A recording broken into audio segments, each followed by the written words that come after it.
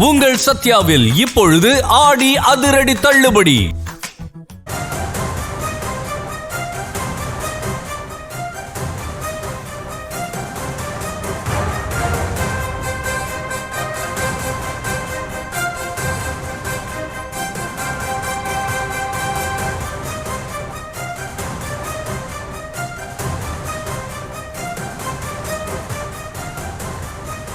மற்றொரு அண்மை செய்தியை பார்த்து வருகிறோம்.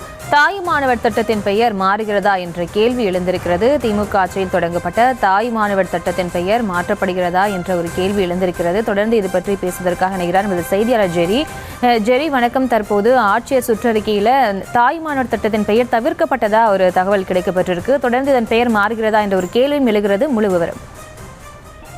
வணக்கம்.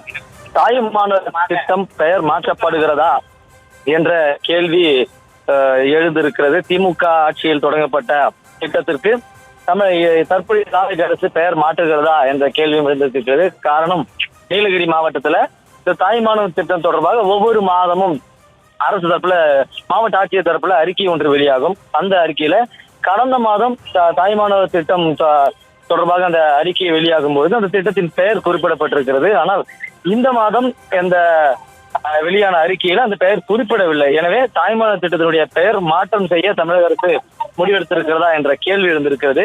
திமுக ஆட்சியில் கொண்டு வரப்பட்ட மூத்த குடிமக்களினுடைய வீட்டுக்கே சென்று ரேஷன் பொருட்கள் விநியோகம் செய்யும் முதலமைச்சருடைய தாய்மானவர் திட்டத்தின் பெயர் விரைவில் மாற்றம் செய்ய திட்டமிட்டிருப்பதாக கூறப்படுகிறது.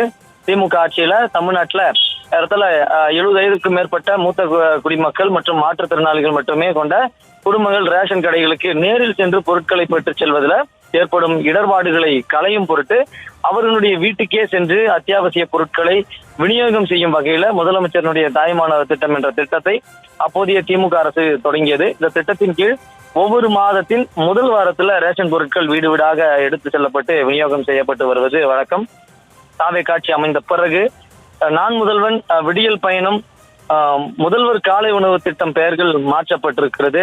அதன் தொடர்ச்சியாக தாய்மானவர் திட்டத்தின் பெயரும் முதியோர் மற்றும் மாற்றுத்திறனாளிகள் இல்லத்திற்கே சென்று ரேஷன் பொருட்கள் என மாற்றம் செய்து நீலகிரி மாவட்ட ஆட்சியர் செய்தி குறிப்பை வெளியிட்டிருக்கிறார். இந்த நிலையில்தான் தாய்மானவருடைய திட்டத்தினுடைய பெயர் மாற்றத்திற்கான முடிவில் தமிழக அரசு இருக்கிறதா என்ற ஒரு கேள்வி எழுந்திருக்கிறது.